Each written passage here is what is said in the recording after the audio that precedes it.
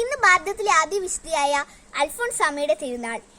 ഞാൻ അൽഫോൻസാമ്മയുടെ ജീവിതത്തിലെ കുറിച്ചുള്ള ഒരു കൊച്ചു കഥയായിട്ടാണ് വന്നിരിക്കുന്നത്.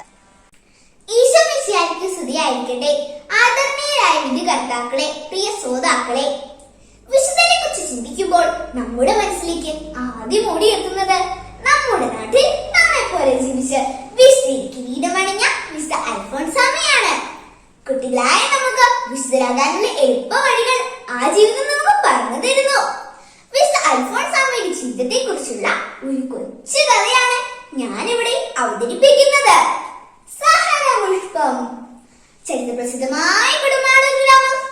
എത്ര സുന്ദരമാണ് ആ കൊച്ചു ഗ്രാമം. അവിടെ മുട്ടത്തുപാടത്ത് കുടുംബത്ത് മറിയത്തിന്റെയും യോസേഫിന്റെയും 4ാമത്തെ സന്താനമായി അന്നക്കുട്ടി പൂജാതയായി ഓമനതെന്തുന്ന കുഞ്ഞ്. ഈ ജന്മം മുഴുവൻ സഹനത്തിന്റെ മാലാഖയാകാൻ ദൈവം തിരഞ്ഞെടുത്ത സ്വർഗീയ സൂനം. അമ്മയുടെ പാലിനൊപ്പം ദൈവസ്നേഹത്തിന്റെ അമൃതം തന്റെ കുഞ്ഞിന് പകർന്നു നൽകാൻ ആ അമ്മ മറന്നില്ല.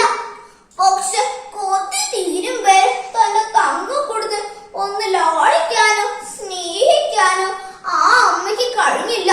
കുഞ്ഞിന് 3 മാസം തികയും മുമ്പേ ആ അമ്മ മരിച്ചു. അമ്മ മരിച്ചതറിയാതെ അന്നക്കുട്ടി പേരുമേര് കൈവയ്ക്കുന്ന കൈകാലടിച്ച് പുഞ്ചിരിച്ചു. പെൺമക്കളില്ലാതെ തനിക്ക് ദൈവം കനിഞ്ഞു നൽകിയ നിധിയായി അന്നമ്മ അന്നക്കുട്ടിയെ സ്വീകരിച്ചു. ദൈവസ്നേഹത്തിന്റെ തേനൂറുന്ന കഥകൾ കേട്ടാണ് അന്നക്കുട്ടി വളർന്നത്.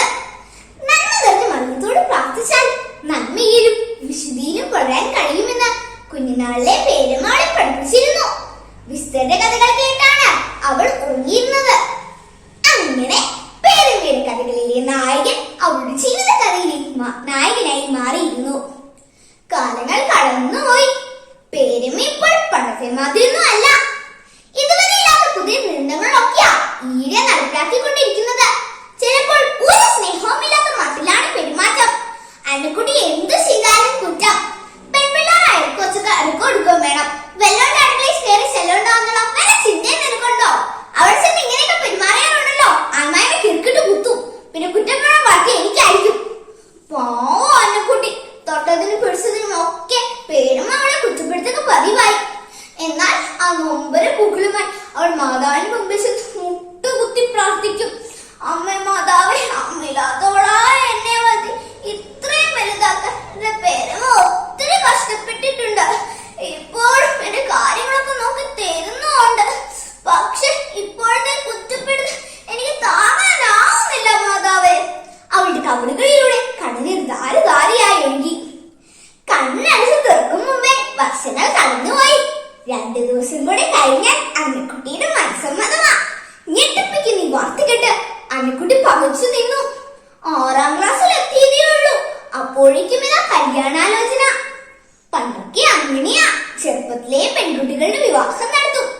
ഈശോയെ തന്നെ മണവാളനായി സ്വീകരിക്കാനുള്ള അവളുടെ ആഗ്രഹത്തെ ആരും ചെവിക്കൊണ്ടില്ല. പറഞ്ഞിട്ടും ഫലമില്ല എന്ന് കണ്ടപ്പോൾ പിന്നെ ഒന്നും ആലോചിച്ചില്ല. ആരും കാണാതെ വീട്ടിൽ പത്തിരി കത്തിക്കുന്ന കുഴിയുടെ അരികിൽ ചെന്ന് കണ്ണുകൾ ഇറുക്കി അടിച്ച് മിത്തിയിലേക്ക് വലതുകാലം എടുത്തു വെച്ചു. പെട്ടെന്ന് അവൾ ആ കുഴിയിലേക്ക് വീണു. ആ ഈശോ രക്ഷിക്കണേ! അയൽകളുടെ മുടിയിലും പാവാടയിലും ആളിപ്പടർന്നു. അവൾ ബോധം വെച്ച് നിലം പതിച്ചു. അന്നക്കുട്ടിയുടെ ദാരുണാവസ്ഥ കണ്ട് മനസ്സ് തകർന്ന പേരമ്മ മനസ്സിലാ മനസ്സോടെ മണത്തിൽ ചേരാൻ സമ്മതം മൂളി. അന്ന് ശുദ്ധി ചെയ്ത് ബർണിങ്ങാണ് ക്ലാരമെടുത്ത് എത്തിയ അവൾ സന്യാസ പരിശീലനത്തിനൊടുവിൽ അൽഫോൻസാമ്മയായി ക്രിസ്തുവിന്റെ മണവാട്ടിയായി. പിന്നീടുള്ള അവളുടെ ജീവിതം മുഴുവൻ രോഗങ്ങളുടെയും സഹനങ്ങളുടെയും ഒരു യുദ്ധനിയ തന്നെയായിരുന്നു. സഹനത്തിന്റെ കാൽവരിയിൽ തന്റെ മണവാട്ടായി ഈശോയ്ക്ക് വേണ്ടി നീറി വെന്തുരുകി. 36ാമത്തെ വയസ്സിൽ അവൾ സ്വർഗീയ തീർത്ഥിക്ക് യാത്രയായി. സ്വർഗീയ മണവാളനായ ഈശോ തന്റെ വിശ്വാസദാസിയെ വിശുദ്ധയുടെ കിരീടമണിയിച്ചു. അങ്ങനെ സഹനത്തിന്റെ ആ കൊച്ചു മാലാഖ ഭാരതത്തിലെ ആദ്യ വിശുദ്ധിയായി. പ്രിയ കൂട്ടുകാരെ, ജീവിതത്തിലെ കൊച്ചു കൊച്ചു സഹനങ്ങൾ അൽഫോൻസാമ്മയെ പോലെ ഈശോയ്ക്ക് വേണ്ടി സഹിച്ചുകൊണ്ട് നമുക്കും വിശുദ്ധരാകാം. ഇത്രയും പറഞ്ഞുകൊണ്ട് ഞാൻ എന്റെ കൊച്ചുകഥ ഇവിടെ പൂർണ്ണമാക്കുന്നു. നന്ദി, നമസ്കാരം. ചെറിയൊരു പരസ്യം. അമ്മയെ പോലെ സഹന പുഷ്പമായി നമ്മുടെ ജീവിതങ്ങളെ നമുക്ക് മാറ്റാം. എല്ലാവർക്കും എൻ്റെ വീഡിയോ ഇഷ്ടപ്പെടുമെന്ന് ഞാൻ വിചാരിക്കുന്നു. അപ്പോൾ ബൈ.